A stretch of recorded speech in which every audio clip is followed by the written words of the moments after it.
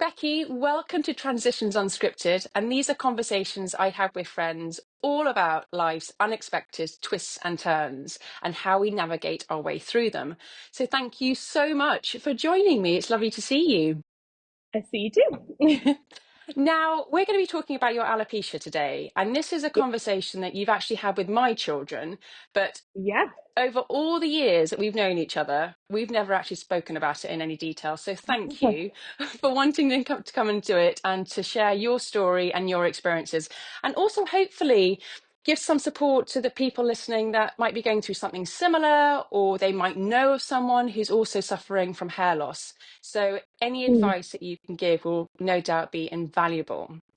So we're going to go back to the beginning. And unlike all my previous guests where I've had so far on the podcast, their transitions have happened later in life. They're big challenges. But from what I understand from our few conversations leading up to today, yours happened at an incredibly young age. You were really young when you started to lose your hair. So if we can we go back to that time? And could you give a little bit of information about how you were feeling and those initial weeks, months, and first years of your hair loss? And if it's not too painful, can you remember the actual day when you started to lose your hair as well? Yeah. I can't actually, I couldn't put a date or an age on it because I was so little. But, a girl in my class just turned around to me and said, "Becky, you've got a bald patch in your hair," and I was like, "What?" And then there was this whole chaos ensued with the class because everyone was going, "Oh my goodness, what's going on?" And so I went home and I said to my mum, there's a patch in my hair, and then from there, we went to doctor's appointments to see if anyone could say what was wrong, and no one really knew because a child at that age, what could it be? Because alopecia is basically, it can be caused by stress, and so at 7 or 8 years old, how can you be stressed? Really, I had an amazing upbringing. I had a lovely school. I had friends. It wasn't like anything had happened to make it occur. So everyone was stumped. No one knew what happened. So Um, that's what I was yeah, going to ask. I was going to ask what the cause is, and did they know straight away that it was alopecia, or did they try and put it down to other factors?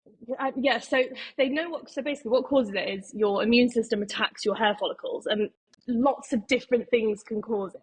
But the main one they think is stress. It's all so unknown that you don't really know. But initially, they tested my iron, and they thought I had an iron deficiency, and that was Okay. the cause. So I was put on lots of iron tablets, eating everything green, and trying to, get my iron levels up. And then they stabilized, but my hair didn't grow back. So they were like, "Oh, this is odd." Um, Were you noticeably losing your hair? I never noticed it happen. That came like 10 years later when it all fell out. But Yeah. initially, a few strands of hair every so often, they Yeah. build up to a patch, but you don't really notice it. So I noticed it when I looked at my hair. I couldn't put my hair up because it would Okay. reveal the patches. So it wasn't like, oh, I'm brushing my hair and loads came out initially. Okay. And so before it started coming out in clumps, Mm. how did you manage day to day with friends and going to school and basically being out in public? Were you very self-conscious, or were you at a stage where you were just like, this is it, and I'll just get on with it for the time being? I mean, to begin with, it was awful. Going through your teenage years, primary school was fine, but then going through your teenage years with bald patches in your hair, going to high school, it was not great. People made comments and saying that stories made up of why it happened, and it was hard to cover it up. So I felt I had to style it out. You just have to get on with it. But I don't think I fully became sure of myself with it until I was 18 and it all fell out. I think. And then what you then embraced having no hair? Yeah, and you have to, and also weirdly, when you have patches, you can't cover it up. But when you have Okay. a whole head without your hair, you can put a wig on and it's covered up. So, Okay. so there are a lot of people who still to this day will not know until this that I wear a wig. People are always so shocked because I can cover the whole thing. Whereas when you've got patches, you can't really do that, and it brings all questions from people, and people aren't always at school. People weren't always very good at I think as a teenager, you don't know how to have those discussions. Completely. Well, there's a few things I want to pick up on that. Definitely. One Yeah. is like you've just talked about those teenage years. My gosh, without having to lose your hair, they are so turbulent anyway. Emotions, hormones, relationships, everything is flying around. So to Mm. have to navigate hair loss at the same time as just going through what a normal teenager has to go through, I imagine that was really, really challenging, like emotionally very draining, and obviously physically. And with hair, and correct me if I'm wrong, but it's such a it's such an expression of your identity. People can cut it, they can grow it, they can dye it. It's all about building up your self-esteem. So if you haven't got that tool Yeah. to help, play the game, to try the different outfits, to try the different looks, Yeah. what were you doing instead? Were you turning to other means of self-expression? Were you playing around with makeup or fashion, or did you keep yourself much more to yourself? I don't think I've ever kept myself to myself, as you well know. But I was really big into theatre and stuff at school. So I was like, I fought against being conscious and just thought, do you know what? I'm going to do it. And I would always feel quite self conscious, not about being on stage, but about, gosh, if my hair slips and you can see a patch, or things like that. But I think I've always been quite resilient. I'd like to think. I think I said to you before, like, you have to sink or swim in these situations, and Yeah. and for me, my life and the lifestyle I have and had as a teenager, I was very, like, I used to work at the rugby club. I was always out and about, just doing things with older people mainly, which is why I think I found it easier, because older people always understood more. Okay. Um, Well, on that note of comments, I think you mentioned a bit ago that reactions can be very different between children and adults, and oh, definitely. you've also touched upon about comments, some of them being difficult conversations or Mm. uncomfortable conversations. So I suppose my question is twofold. What is the difference when children talk to you and adults talk to you, and how do you respond to the questions that they're finding awkward to ask, but you Mm. might just think this is me and it can't be awkward? I think the differences are when children do it, it's very innocent. In my job, the children don't turn around, they're not doing it to try and get a negative reaction from me. They're not doing it to make me sad. They're just doing it because they're like, oh, that's different, and we want to know why. Well, I think when grown-ups, when adults do it, sometimes it depends. I find it trickier when it's people I don't know. I think when it's people who I know, they know me so well, so they know how to ask the question in a way that will not make me react. But I've had, especially working behind a bar, I've had people make comments, and I think with adults, you just have to be like, I'm just have to like say what it is, and you can't say anything else. With children, I don't go deep into the science of it. I'm just like, well, I'm different, and that's okay. And if you were different, that would be fine too. And so, do you think you still have a vulnerability around the condition, or do you think, as you said, you become more and more resilient, that actually now you don't let it affect you as much? I think I'm still quite spiky. I think that's a good way of describing it. I'm quite spiky with it. If people make certain comments in a certain way, then I will react. There are people who can make those comments. I have friends. One of my closest friends is a hairdresser, and she, bless her heart, came with me for my first wig. She's incredible, and she will take the mick out of me relentlessly. But she has been there from the beginning. So when she does it, I'm like, that's her, and I think she does it because she knows my limits, and she also knows that we've been through this together. But I think I struggle if people make comments who don't really know me well enough to do it. So yeah, I'm a bit, sometimes. I don't think I will ever become fully happy and comfortable with it ever. Well, that was going to be my next question, Becky. I was going to say, have there been or are there any more recent moments when you feel empowered by it? I think I feel empowered by it when, with all the children that I look after, when they will very openly just turn around and say, "Oh yeah, that's Becky. She has this thing, and that's cool." I'm like, "This is amazing," because they're so chilled about it. One of my children, who I was at her house a few weeks ago, and there was lots of children there, and she just made a comment about Becky being bald, very passively. And all the children said, what? No, she's not bald. And she went, yeah, she's just really bald. And I was like, I love that you just say that so casually, and it means nothing to, she doesn't think it's weird. She doesn't think it's not a very nice thing. She's just like, yeah, that's Becky.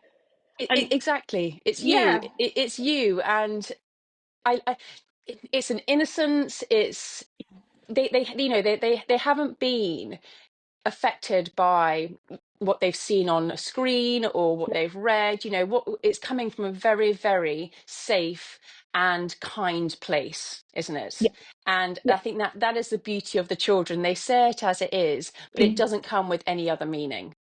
I think that's when I'm empowered by it. I'm like, these girls, I hope, mainly the girls, will grow up to know that it's okay if anything Exactly. like that happens. And I think that's really important because I didn't have that when I was losing my hair.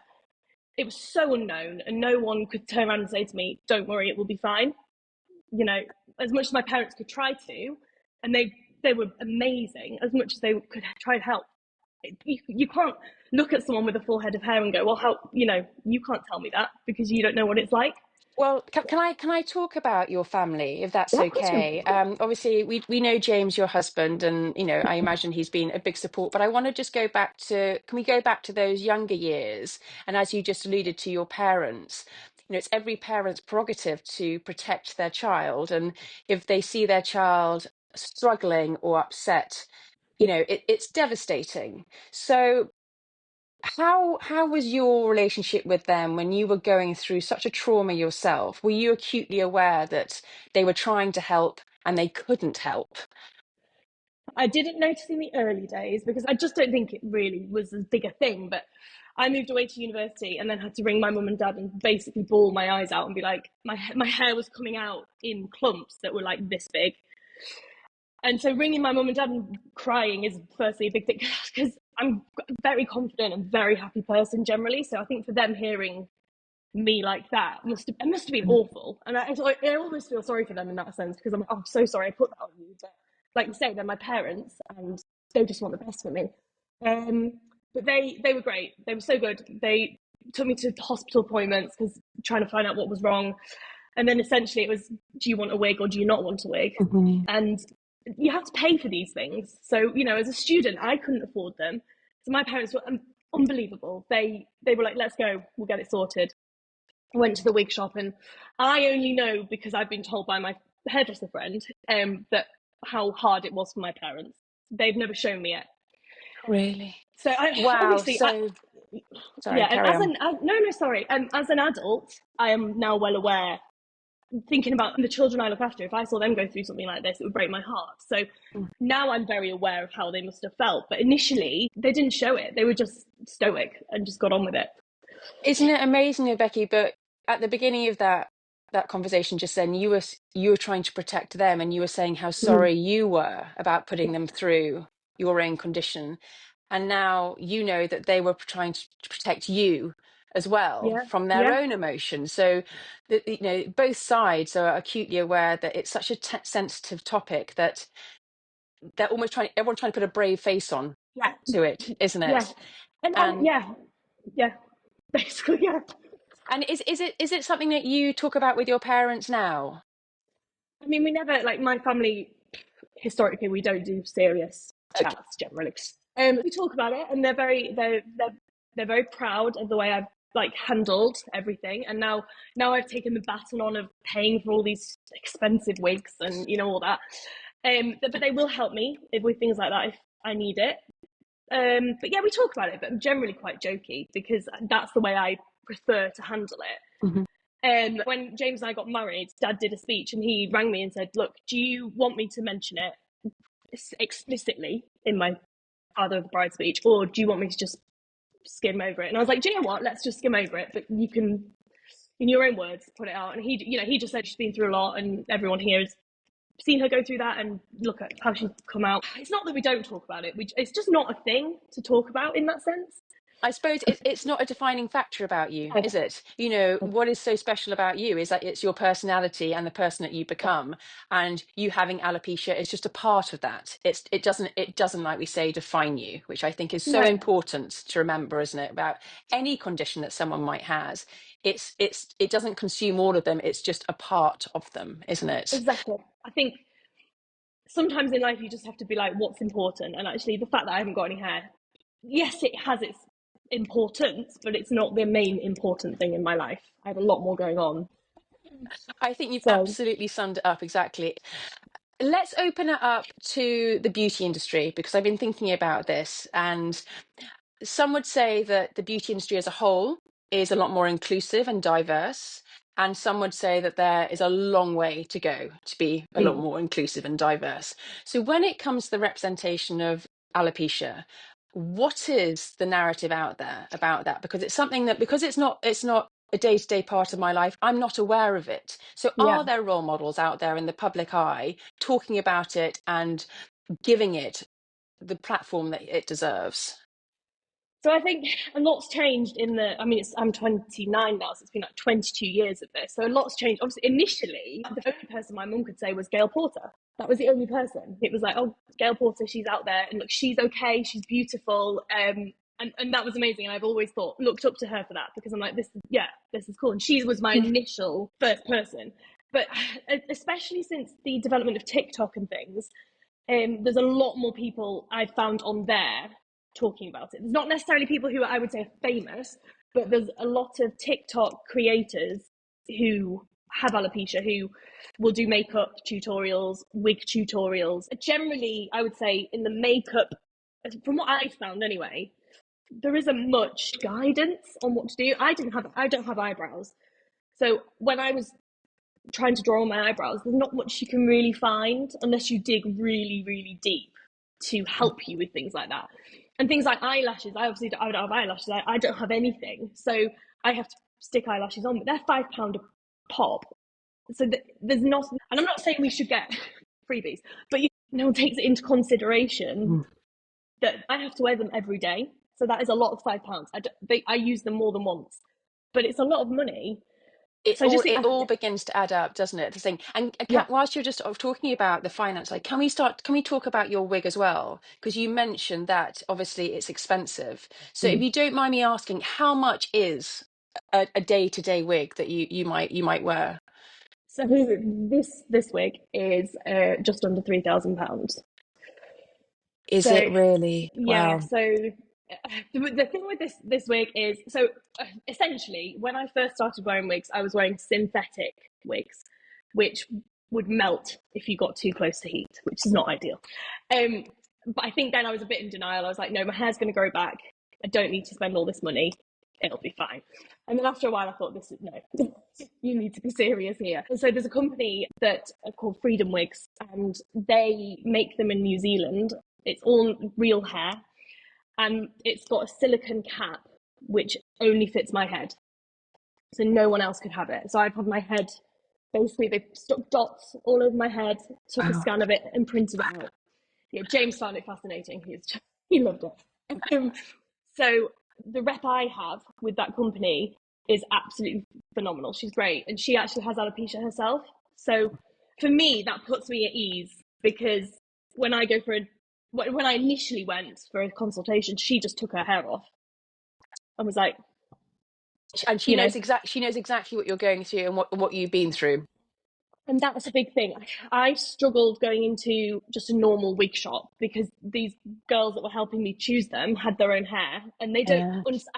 I'm not to say that they don't understand how hard it is, but I think unless you've had this happen or anything like this, you will never be able to know how it feels. But like Nikki, my hair rep, is wonderful, and she just gets it, and she gets that it's hard and it's a tricky conversation to have. And even things like choosing what hair to have is really hard, because I lost that identity a long time ago when my hair fell out. So then I've had to rebuild myself, and I look so different from when I had hair. It's unbelievable. What color was your natural hair? It was like this, but it was Okay. very thin, very short. My main thing, I think the main thing that's changed me is my eyebrows, Okay. because I had quite big eyebrows, and that it changes your face, and you don't really think about it. But now I have them tattooed on, I can choose the shape. So Just switching it over, you have, and forgive me if this is an insensitive thing to say, but the freedom to change how you look as often as you like. I know obviously if you tattoo your eyebrows on, then it's, you know, it's not as regularly, but yeah. in terms of color of hair, in terms of length of hair, in terms of style, have you played around with that? Have you tried blonde wigs and black wigs and long wigs and short wigs, all the variety? Yeah, so initially when I picked my first wig, the way we calmed the scenario down to make it a bit more fun was just trying on stupid colours. So obviously I've got really dark brown eyes, so putting blonde hair on me is not a good look.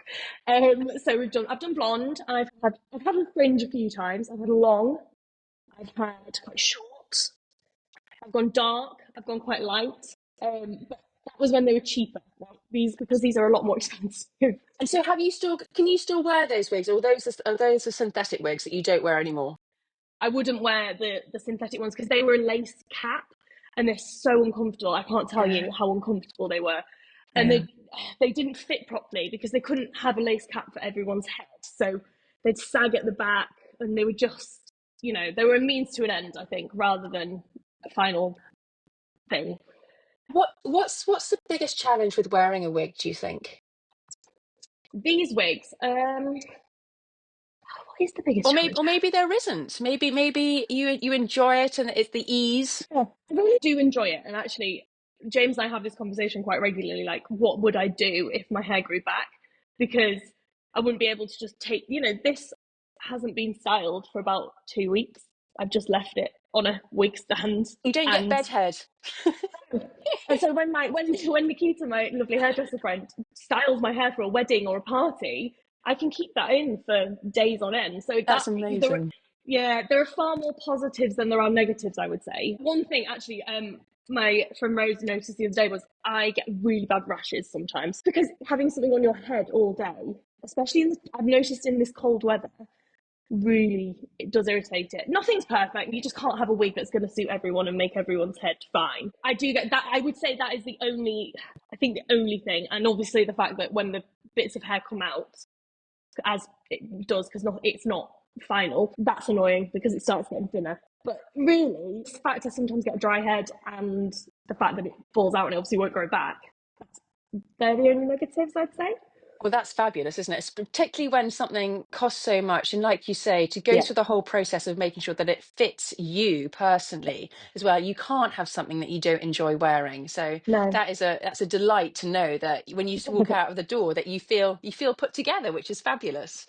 When it comes to other people, are there things that you wish people would understand better about alopecia? There's three things. It's trauma based, it's stress based, but also there's other illnesses that can cause hair loss and treatments that can cause hair loss. So people quite often, if I don't have my wig on, would mistake that for me being ill. Yeah. And so I struggle with that quite a lot because I'm like, no, I'm not ill, I'm fine, please don't feel sorry for me, I'm okay. So Yeah. I think people automatically go, oh, well, what happened to make Yeah. your hair fall out? And I'm like, well, nothing. I think a lot of people expect that I've had this horrendous childhood or I've had something awful happen to me. Because I Mm. have heard stories of people who've been in car crashes, for example, and then had PTSD, and that can quite often cause it. There is a definite link between that. Whereas with me, like, I can't tell you what caused it. I have no idea.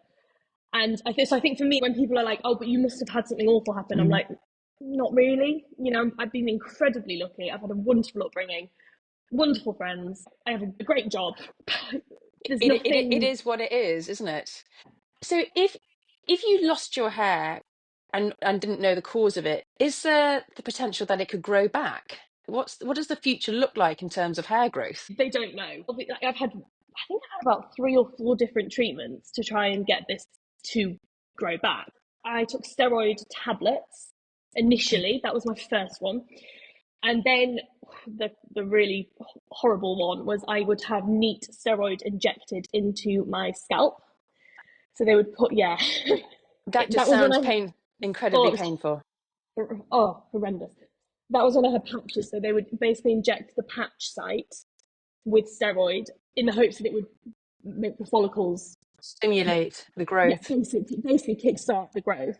And then when I lost all my hair, the I would say the worst treatment I had, mainly because I had to do it every week, was I would have neat steroid of different like varying levels of potency rubbed on my head. And the thought behind that was, I don't want to get this scientifically wrong, but I think as far as I understand it, the thought behind that was it would make my head quite sore, so it would stimulate the follicles. So I would have it was Almost to protect your hair, your scalp then. Oh yeah, it my was God. really, I mean, and it's wonderful. If it works for people, then that's absolutely incredible. It did not work for me. And for me, the reason I found it particularly hard was I would have to go every week to the hospital, which is disruptive in itself. Mm. But I was doing my teaching degree at that point. So I'd have to drive all the way to York Hospital every Monday morning at 6 o'clock, have this treatment, and be told, oh, it's not worked. Mm. To then go straight back to school into the classroom to teach a class of children with my head really sore. I remember just saying to my mum, "This isn't working for me. It wasn't worth it." And I think the vicious cycle of going around and going, "It's not working," was making me. That probably was causing me stress. Ironically, Yeah. the treatment was more worse than the problem at that point for me. So Absolutely, and yeah, the mental stress of it, and like you say, you're building yourself up, and then you're coming crashing back down again, and knowing that without your hair, you could still have a wonderful and happy life. It wasn't worth I the think upset of it. I think that's it. It wasn't worth it. And at the end of the day, I'm sure some people out there would probably persevere, but I just thought, you know what, I can cover my head up, I can tattoo my eyebrows on, I can stick my lashes on, and I can just go out there and be fine with it. Yeah. And I think growing up, the way I was brought up was very much in a like in the rip and ruckus type environment with all the men and all the wives who were really helped bring me up and were part of my life. So Mm. like no one ever made me feel like I was weird or No. different. It was just it. And I think my mum and dad were amazing in that they put me out there to this world of all these different people. So I saw so many different walks of life, Yeah. so many different ages, and everyone accepted it and got on with it. And I was like, what's the point? I mean, who am I doing this for, really? At the end of the day, who am I doing this for? Because all the people, my family, my friends, external people, other Yeah. people, no one cares. And so why am I putting myself through this? So what would you say then if someone is maybe in that stage of treatment or Mm, thinking about treatment for their yeah. alopecia, is there any advice that you could share with that, having gone through the process and it hadn't come out how you were expecting it to? I think it's really interesting. I think the big thing is not to expect too much, because I think I was built up to expect this magical thing that was going to cure everything. And I Yeah. think for me, if someone had just said to me, this might not work, you know, you've got to get your head around that, I'd have been a bit And like, no okay. one said that to you at any stage. I don't, if they did, I don't remember it. Yeah. And, Kind of but also, blinkered by it. yeah, well, and I think I've said this to you in the past that, like, actually, it's not that I've blocked it out because it's traumatic, but I think a lot of it I've just gone back of the mind, whatever. And no one wants to lower your expectations and make you think it's not going to work. But equally, Yeah. I think it's important to know that if it doesn't work, it is okay. And I think that's the main thing. Like, Yeah. I would say go for it. And there's new treatments coming out now that could help. And I could go Hmm. and try those if I wanted to. Hmm. But there are people who are probably in far worse situations than me. And if you're not the type of person that I am, that I'm very out there, you might struggle. And having those treatments might be the thing that you want to do. And if you persevere, it might work. And it might have worked for me. But I just made that decision to just go, no, this is not the one. But I do think everyone should try everything first before giving up. In everything, we should all try before we give up on Well, I think something. that's a great life motto, isn't it? Generally. Yeah, yeah, I've got a couple more questions left, if that's all right, Becky. And yeah. I wanted to ask about, you know, the person that you become and the life that you lived. You've alluded to it. You're happy. You've got a very successful career. You're very positive and passionate. What would you say to your younger self? That 7, 8-year-old girl, if you could go back in time and say, you're going to have this alopecia. potentially for the rest of your life, what would you say to her? I think, you know what, I would just say it's all going to be fine, and you've just got to power Yeah. through. And also, I think the big thing, don't ever change, because it could change you. And I think a lot of the time I felt like I should sort of shrink away a little bit and not be so confident. But do you know what? I've blazed my trail, and I've carried on. And I think, yeah, I think that would be it. Just be confident and not stress and worry, because there's no point. Like, everything works out in the end, at the end of the day, and And that's you could that. say that alopecia hasn't stopped you from doing from No, what you want to do. no, I think there have been a few moments where, like things like dating and stuff was hard, but then I mean, you've met my lovely husband. Like, I've met James and it fitted, and we work, and he does not care. All my friends don't care. I'm really happy, and I think to have known at that young age that it would be fine, and I'd have a Yeah. really good life and a lovely husband and all the amazing things I have. Yeah, it would have been nice to have been told it would be fine. I think that's the main thing. Oh, that reassurance, isn't it? Yeah, That warm hug to say everything's going to be okay. exactly. And then finally, I want to know if you could sum up your relationship with alopecia in a word or a phrase. Do you know what that would be? Probably a roller coaster, I think I'd say. I think that Yeah. is fair to say. That's life in general, isn't it? But I think Yeah. that is fair to say. Absolutely, that it's Yeah. got the ups and downs. It's had its moments where it's been tough, and some days when I'm feeling particularly sensitive, I'll look in the mirror when I've not got my hair on and no eyelashes Yeah. and think, oh God. But generally, it's you take your peaks and troughs, don't you? You just have to get on with it, Yeah. and yeah, roller coaster, definitely. And I think the important thing is, Becky, is that it hasn't defined you, which I think is so important, isn't it? And I think that's such a magical message to put out there, that it hasn't changed anything about who you are or what you want to be or where you want to go. And I think that is Yeah. incredibly special. Um, and actually, on that note, I was talking to my children about talking to you, and they both that they adore you, so both their faces lit up. And my son went on to say, he goes, oh, that is so cool. Oh, And then there was a slight pause, and he went on to say, Becky's hair loss makes her extra special. And I was like, that's absolutely right. It's like alopecia is like her superpower, oh, which bless him. That's very sweet. it really is. And so they think you're wonderful, and I think the person that you are, being, like I said, positive and passionate and strong, it's all about being Yeah. strong and going out there and getting what you want. I think that is a testament to what you've been through, and anything coming forward, I imagine, will pale into significance to Yeah. what you've what you've been able to go through already. So Yeah. thank you so much for trusting me and talking to me, because I know you were slightly nervous about it, and it's not something that it's a daily conversation that you have with anyone. So thank you for agreeing to chat to me and sharing your experiences, and hopefully giving those people listening who might have some connection with alopecia, whether that's through someone they know or whether it's they're going through it themselves, it gives them that confidence that everything is going to be more than okay. Yeah. And there's things out there. Yeah, and I think also it's that whole thing of pull from the people who support you and who are in your life, Mm, and also just be you, because at the end of the day you're enough, and that's all that matters. So, and I'm very, very, very lucky to have the support network I have. I think that's, you're part of it, your children are part of it, and it's one of the things I'm very lucky to have. So well, we're lucky yeah. too. Oh, thank you. Well, thank you so much. And I will be seeing you very soon, because you're coming to babysit. So me and my husband can escape for a few hours, which would be lovely. But thank you for today, and take care. Well, no, thank you so much.